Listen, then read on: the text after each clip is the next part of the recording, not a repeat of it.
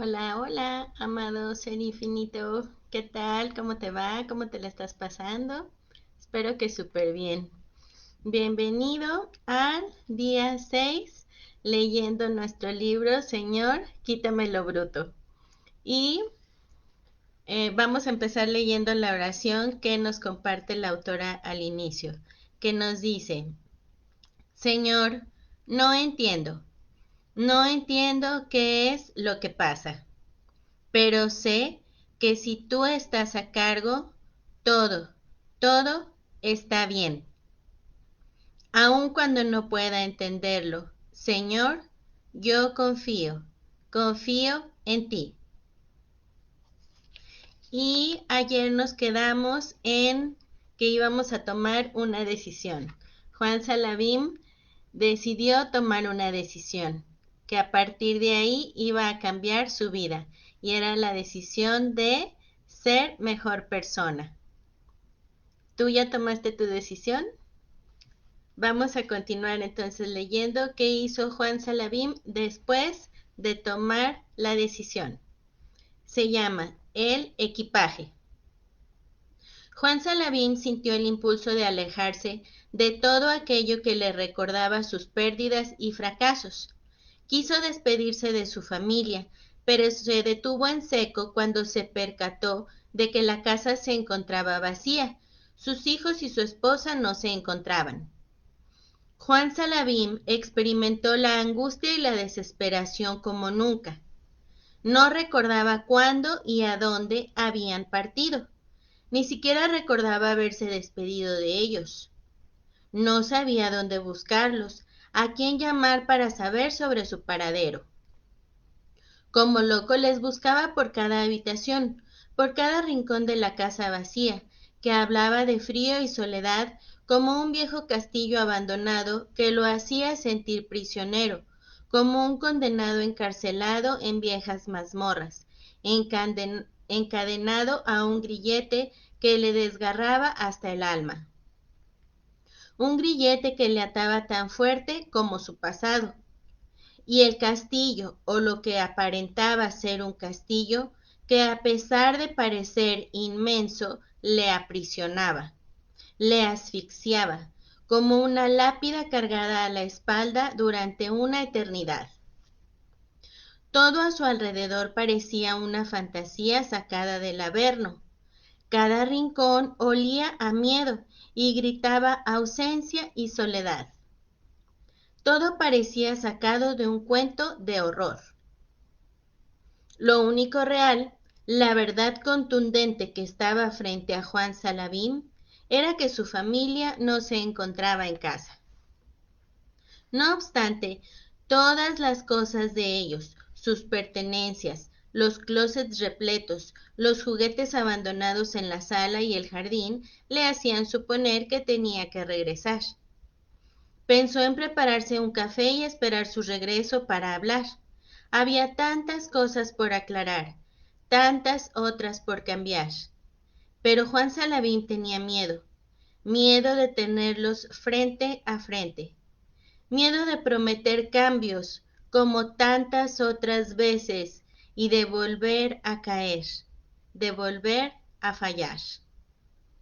Además, en esta ocasión, Juan Salavim pensaba que no tenía nada que ofrecer. Apenas ayer se había quedado sin chamba y hasta sin carro.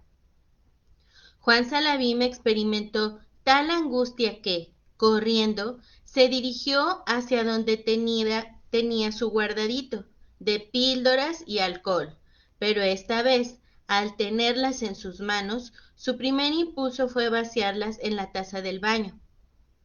Al jalar la manija del tanque del excusado y observar que el puñado de pastillas y el alcohol se iban sin remedio, experimentó una angustia mayor, pero también una inexplicable sensación de alivio y paz desconocida por él hasta el momento.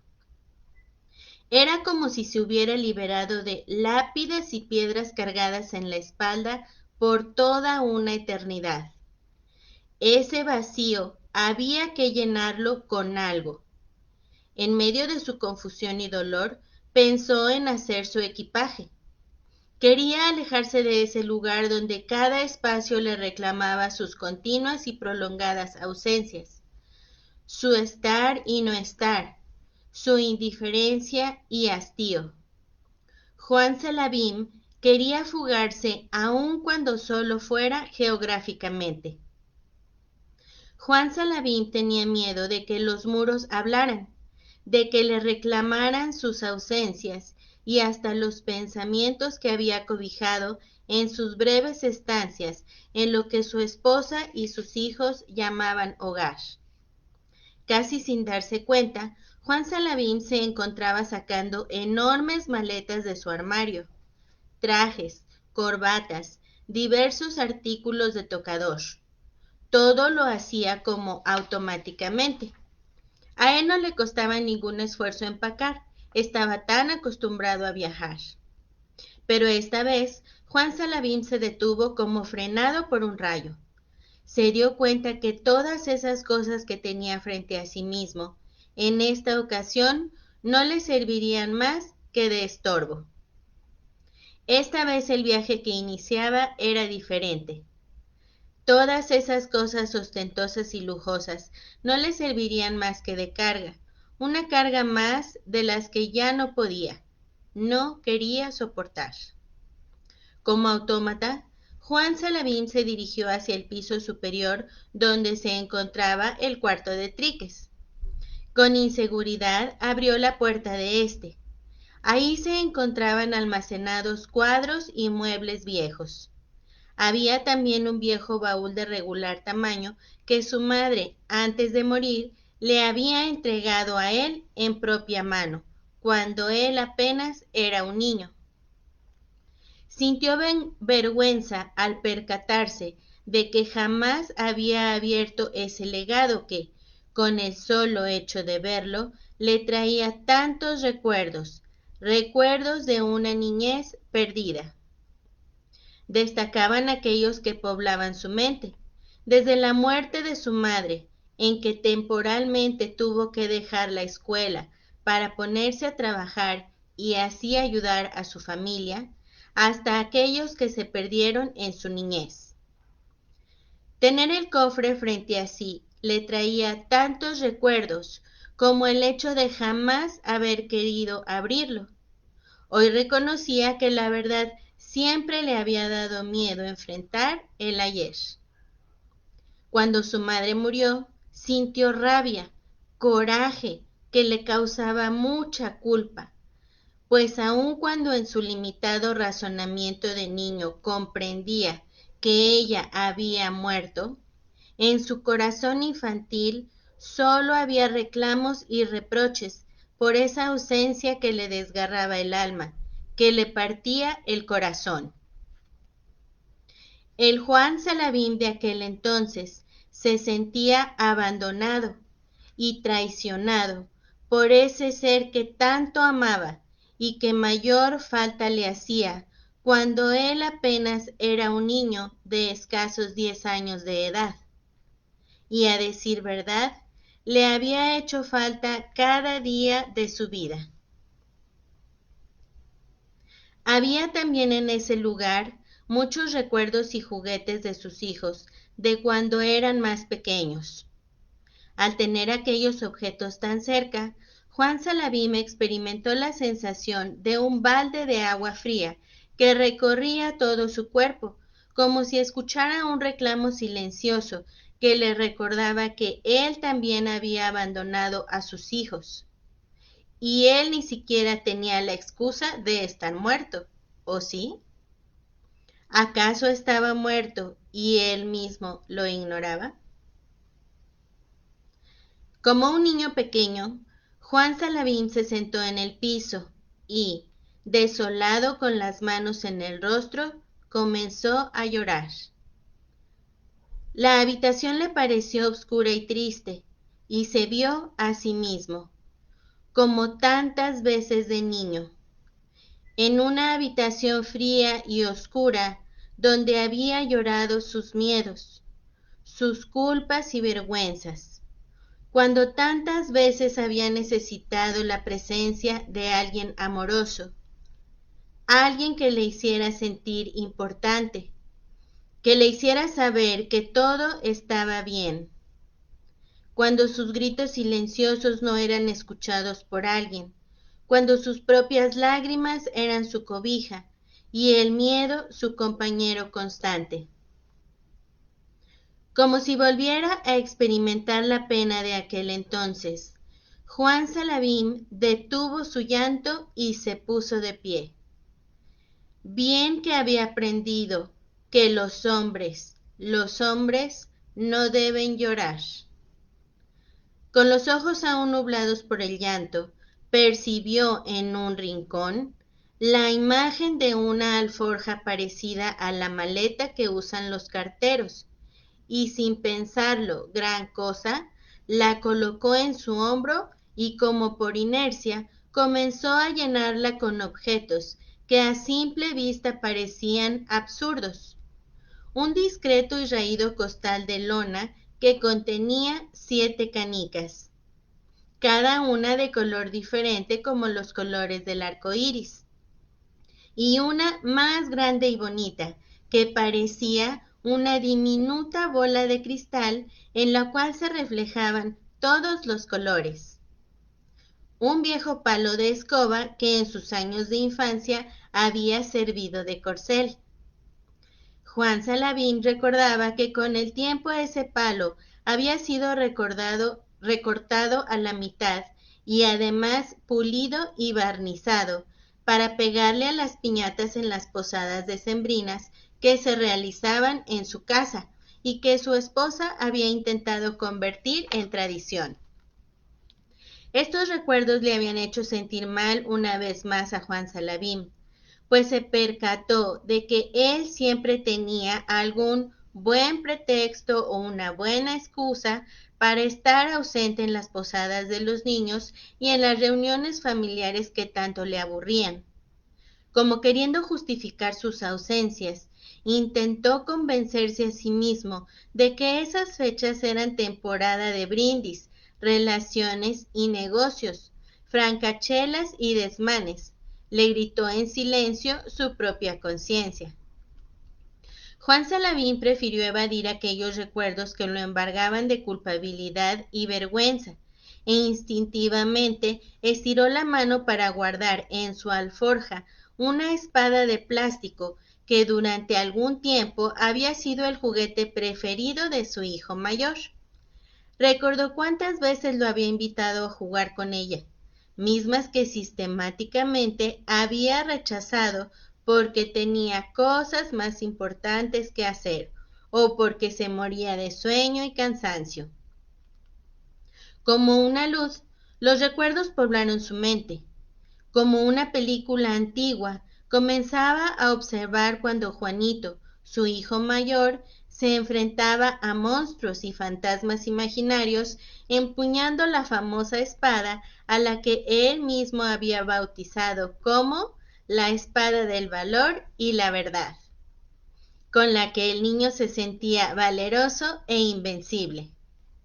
Juan Salavim sacó la espada de la alforja y la empuñó en ademán de combate, como cuando su hijo Juanito luchaba contra los monstruos invisibles que su fantasía infantil le permitía observar. Juan Salavim se espantó cuando la espada se encendió como lámpara incandescente al ser elevada en señal de batalla. Era como un rayo láser que se activaba precisamente en el momento en que la espada se empuñaba en señal de combate. Esta reacción produjo en Juan Salavim una sonrisa, quizá la primera espontánea e ingenua durante mucho, mucho tiempo. Enseguida extrajo del baúl que le había regalado su madre una alcancía vieja que ella le había heredado antes de morir, cuando le dijo que su contenido le serviría para cuando fuera mayor, para los tiempos difíciles. Juan Salavim durante un largo lapso mantuvo estrechada la alcancía junto a su pecho, junto a su corazón, como intentando abrazar aquel rostro amado, y en silencio intentaba platicar con su madre diciéndole: «Mamá, los tiempos difíciles han sido cada día desde tu partida. Los tiempos difíciles han sido cada día desde que tú no estás. Solo que hoy me doy cuenta de ello. Hoy, aunque sea por una sola vez, no le reclamo a la vida tu ausencia. Y curiosamente, no estoy enojado contigo porque ya no estás. Pero, ¿verdad que sí estás conmigo? ¿Verdad que sí escuchas lo que te digo? ¿Verdad que no te has ido del todo, mamita?», decía Juan Salavim en silencio, como en una oración que pretende traspasar el infinito. Pero Juan Salavim, como otras tantas veces, cuando ahogado de borracho, embrutecido por la droga y el alcohol, había intentado establecer un diálogo con su madre, no obtenía respuesta alguna. El silencio le apabullaba, le estremecía el corazón. Se sintió ridículo y se enjugó las lágrimas con la mano, y en voz alta dijo: «Vaya, mamá, creo que los tiempos difíciles no los puedo evadir más. Es el momento de enfrentar el dolor, de abrir la vieja alcancía, tan vieja como mi dolor». Sin darse cuenta del contenido, Juan Salavim vació la alcancía en un desteñido paliacate que se encontraba a la mano y el cual ahora recordaba. Le había servido como parte del disfraz que llevaba para el bailable del Día de las Madres en el primer año de su partida. Los ojos se le arrasaron una vez más de lágrimas, pues recordaba que en esa ocasión su madre se encontraba ausente, a diferencia de los años anteriores en los que siempre la veía en las filas de adelante aplaudiendo y estimulando cualquier cosa que él hacía o decía. Recordaba que alguien le había dicho en aquella ocasión que su mamá se encontraba en el cielo y que desde ahí le observaba y le aplaudía como siempre, solo que él ahora tenía que percibirla con los ojos del corazón. Juan Salavim no entendía en aquel entonces, como tampoco entendía ahora, cómo ver con los ojos del corazón, cómo ver lo que nadie puede ver, cómo sentirse feliz cuando ella, su madre adorada, ya no se encontraba con él. Cuántos recuerdos, cuánto dolor, cuánta soledad.